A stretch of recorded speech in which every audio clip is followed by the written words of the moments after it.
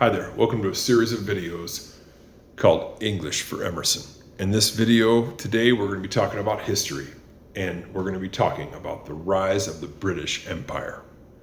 You know, it's not going to be a very exciting video, unfortunately. It's kind of boring, I think, today. But have you ever thought about why English is the most commonly spoken language on earth today? I mean, England is just a tiny little country off the west coast of Europe. But why is English the language of the world now? Very good question. And today we're going to try to answer that question. It all is about the rise of the British Empire. We talked last time about the Spanish Empire and how Spain took the gold and the silver from America back to Spain and got absolutely rich. And they had a huge navy called the Spanish Armada. And we talked about how there was a guy in England by the name of Sir Francis Drake who built up the British Navy with extremely fast, agile ships with incredibly high quality cannons, and how the British Navy was able to defeat the Spanish Armada. And that basically began the end of the Spanish Empire and was the beginning of the British Empire.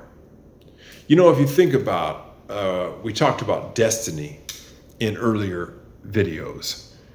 And I would say that there was just a period of time when it was the destiny of England to be great. They had an empire that lasted for about 300 years. Well, why is that? We're talking about that today. Number one, it was out on an island off the coast of Europe. If you think about it, before the age of planes, sailing ships for a while were the biggest thing going. If you were an explorer or a tourist or a businessman, everything was about sailing ships. That's how you got places. That's how you won battles. That's how you had global influence. That's how you went on an adventure. And England had the best sailing ships on the face of the earth. A lot of this was due to the fact that they had the best trees for shipbuilding, called English oaks. I'll put one up on the screen. They were extremely tough, durable wood. And if they got hit by cannonballs, yes, it took a lot of, they were damaged, but they were not as easily damaged as the ships made from other countries, because English oak just happened to be the toughest, best wood for shipbuilding at that time. They had a natural advantage. The other thing is, if you're a country that is bordered by other countries on land, for example, a country like Germany, it borders other countries. You can be attacked by land from other countries with men on horseback.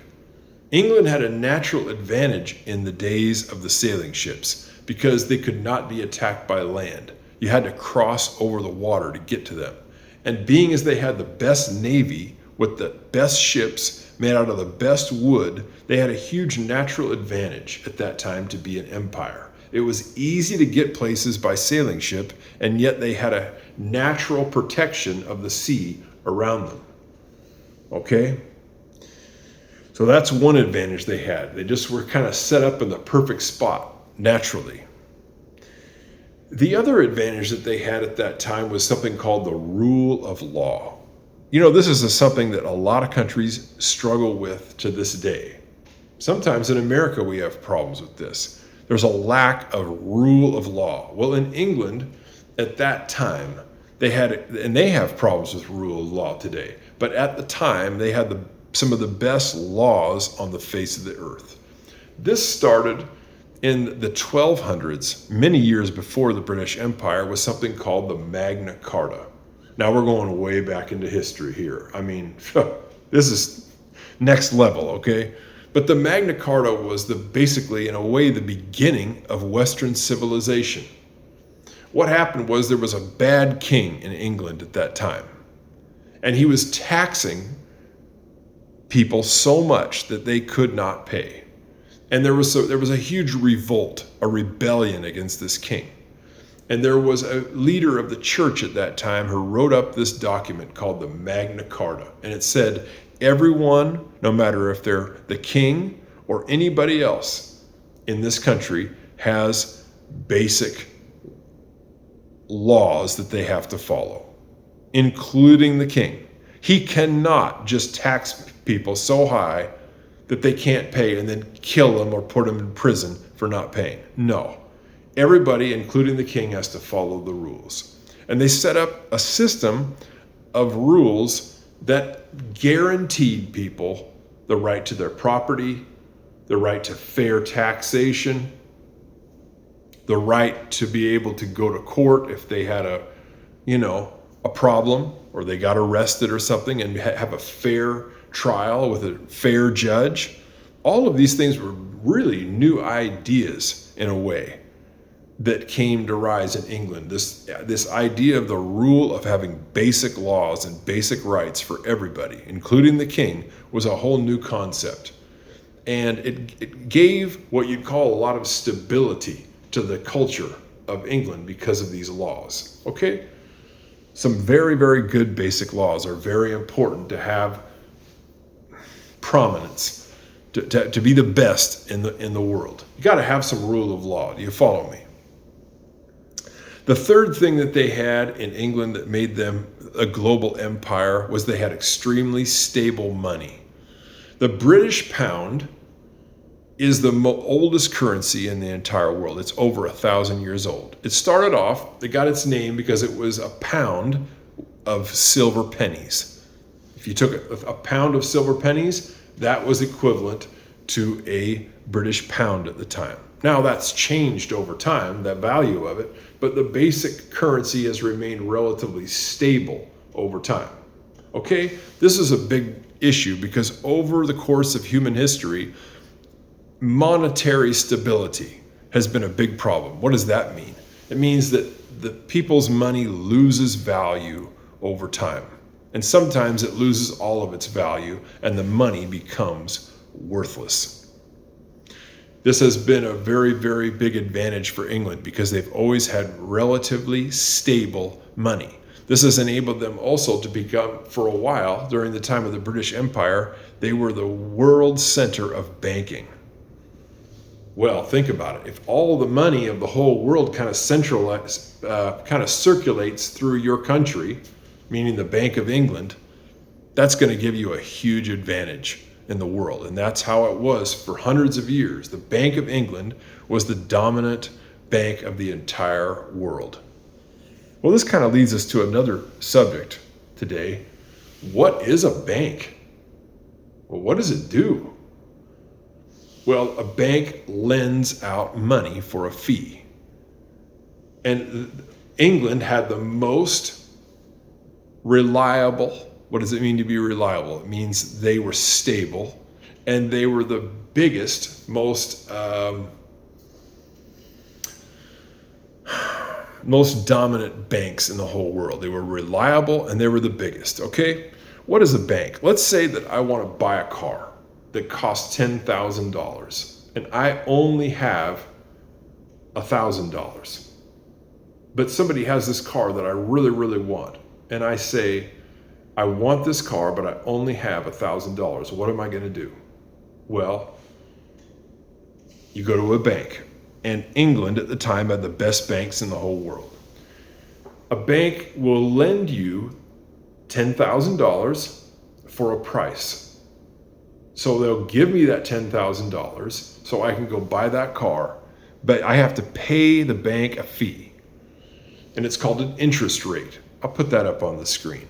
Interest rate. What does that mean? It means there's a fee for the money each year that I've borrowed. Let's say I borrowed $10,000 and they loan it to me at a 10% interest rate annually.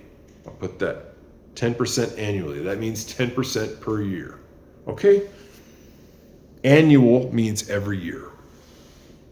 This means that $10,000 that I take out of the bank is going to cost me more or less it's going to cost me $1,000 a year. $1,000 is 10% of $10,000. That's how the bank makes money. That money that they lend me, they make $1,000 a year on it until I pay it off. Basically, I'm trying to simplify it.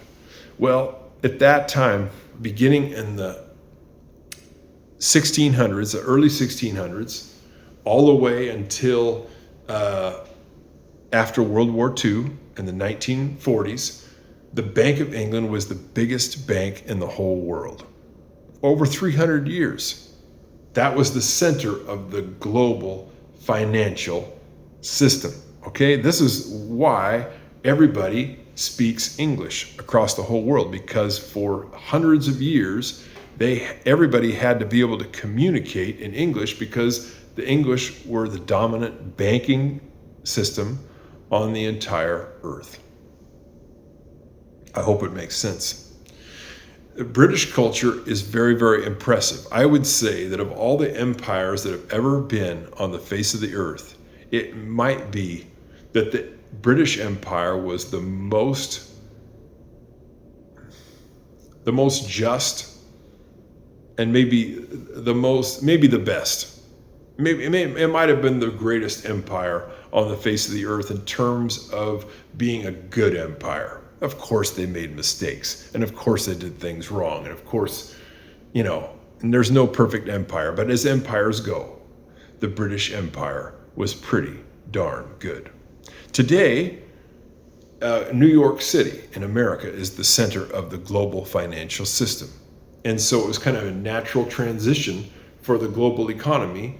Before, everybody spoke English to get along with having England being the center of the global financial system. Since World War II, New York City has been the center of the global financial system, and hence we're still having English today as the most dominant and most spoken language on the earth. Who knows what it'll be like 1,000 years from now? I wonder who will be the center of the whole system, and I wonder if there will be another language that comes to prominence other than English. It'll be interesting to see. I don't know that I'll be around for that, but we'll see you next time on English for Emerson. Bye-bye.